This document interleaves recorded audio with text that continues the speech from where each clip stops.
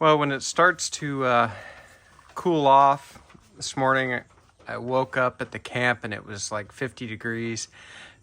Football Saturday, it's always a good time to make chili. And at the camp, we're going to do it here on the pellet cooker. So we're just going to get that going. Turn the temperature up to, let's say 325 for now. I've already got a pot in there, just an enamel coated cast iron pot, and we're gonna let that come up to temperature. I did clean the lid on this just so we didn't have any debris falling in. At some point I'll cover it, but for a while we're gonna let that cook in the smoke. So I'm gonna get ingredients together. We're gonna let this heat up, and I'll bring you back and we'll get this pot of chili put together. All right, so our cooker's been preheating for 10 minutes or so. I'm gonna go ahead and add just a little bit of oil to this pot. This is just olive oil, don't need that much. And talk a little bit about the meat. Normally I'd use a couple of pounds of ground beef, or maybe a pound of ground beef and a pound of sausage. I sort of like that combination, or even ground pork. But we have some leftover prime rib from last night. You might have caught that video. And so we just chopped it up into small pieces, and we're going to use that in our chili today. So I'm going to let this oil heat up just a little bit, and we'll bring you back. We'll get the meat going. All right, we're going to get our prime rib chunks in. So just cut up leftover prime rib.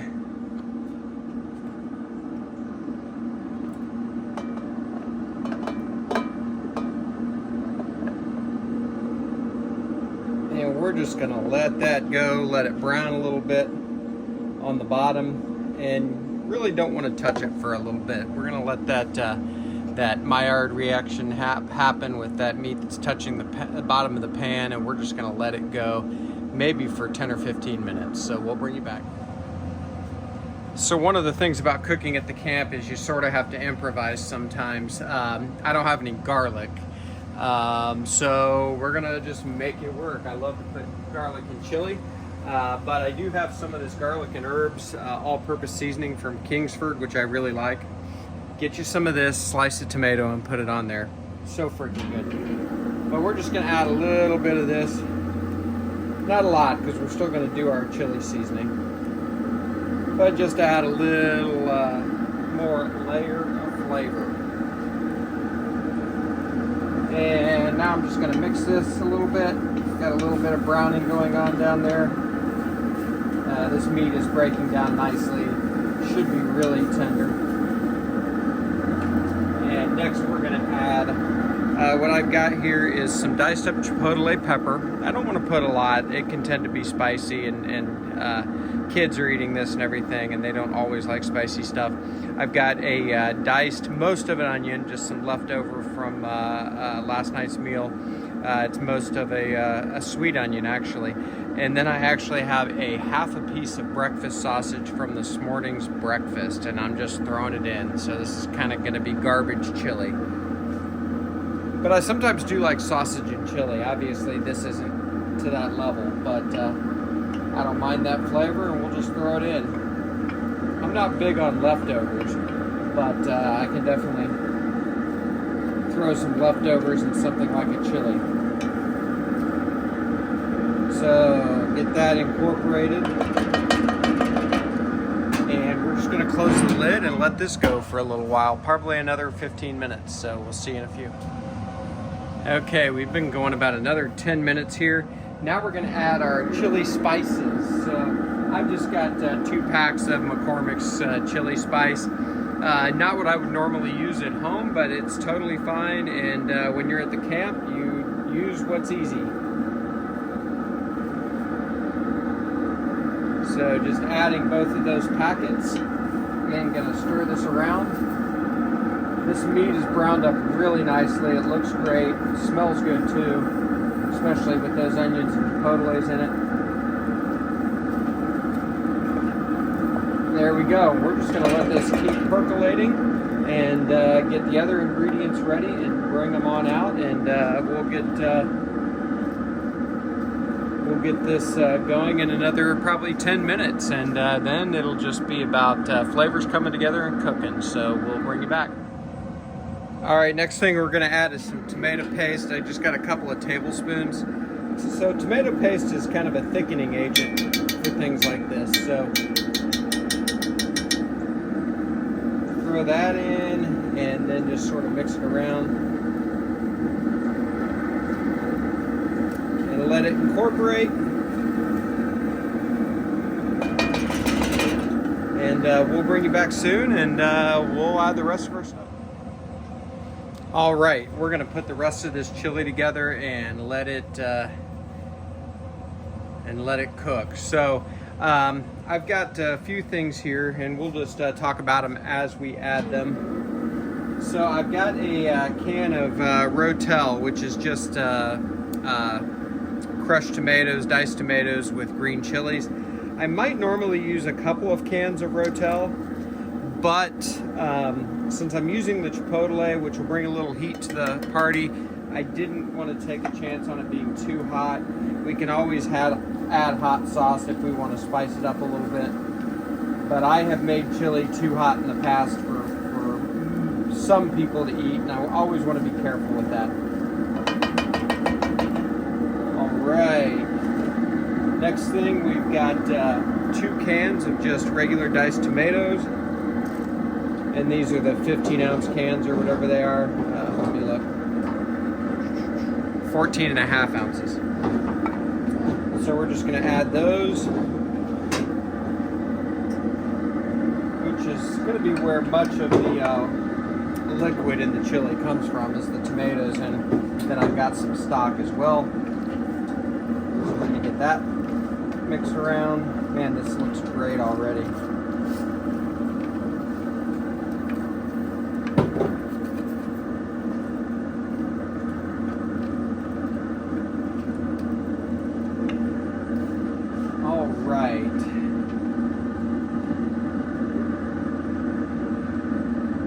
And then the next thing we have is some beef stock. So what I'm going to do is just use the can of Rotel to put the beef stock in. That way I can sort of know how much I'm putting in, and it will help rinse out the can of Rotel. Probably going to end up with 2 or 3 cups. We'll see. At this stage, you can sort of make it as soupy, if you will, as you want.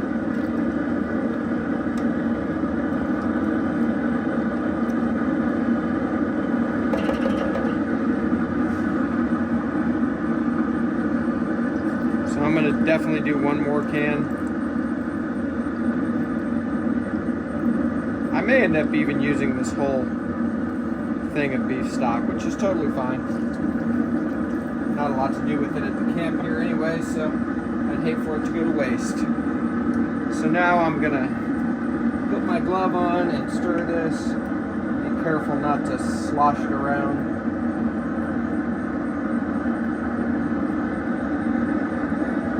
All right. Last thing I have, if you've seen any of my chili videos, I love baked beans and chili. So I've just got some Bush's baked beans. I'm not using this whole can. I'm just going to dump probably half of it in. There we go. Actually, I use most of it anyway, so I am going to use the whole can.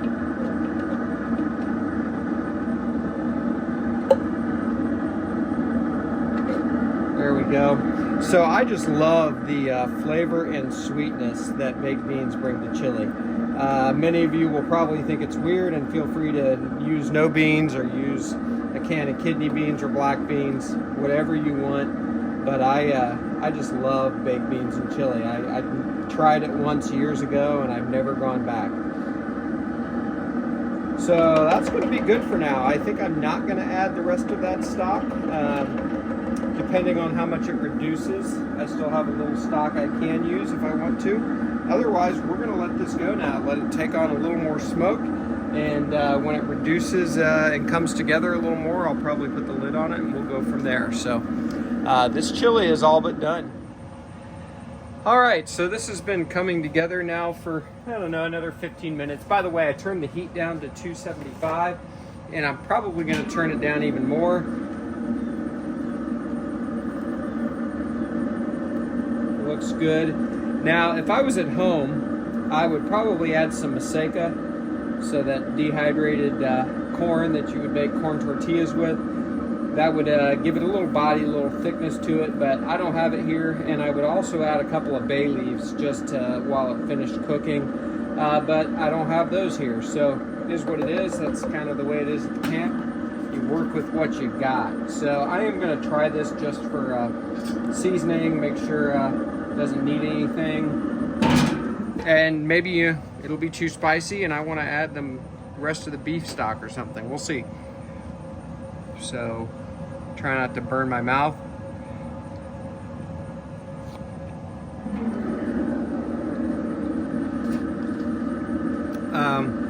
That's pretty perfect. I don't know that it needs anything right now. A little bit of spice, but not bad at all.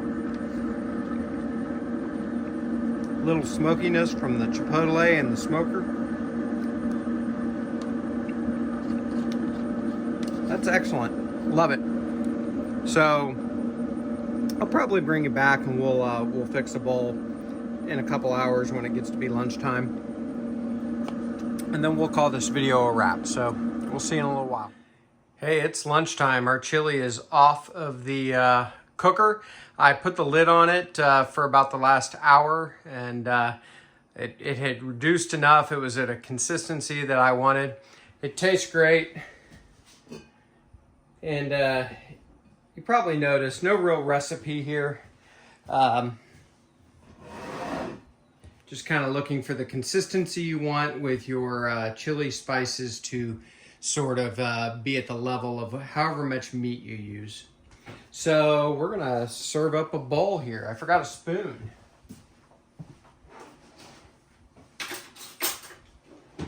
All right, there we go. So I've got some fresh grated cheese. Fresh grated cheese always better than pre-grated from the store, but use what you got. I've also got some diced up green onion here and sour cream. So you can use any or all of these or none of these. I'm going to use them all today. I actually most often don't like cheese on my chili, but I'm going to make an exception today. Serve up about a half a bowl there for now. I'm going to add a little bit of the cheese and a few of the onions and some of the sour cream, just a little dollop. I like sour cream and chili. So there we go. So confession, I'm not going to do it today, but one of my favorite things to have with chili is milk. A glass of milk with chili to me is just perfect. I also love pickles with chili, so kind of weird, I know. But for now, this is the way we're going to do it. It's hot, it's coming through the bowl. Try not to burn my mouth. Get a nice chunk of this prime rib that we used.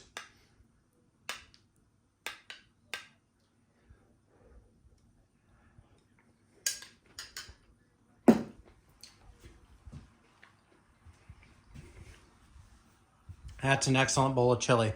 So I'm going to turn on some college football. I'm going to eat this chili. Thanks for joining today for this camp cook. You can't beat chili on a good fall day with college football. We'll see you next time. Do me a favor, like and subscribe. I'd appreciate it.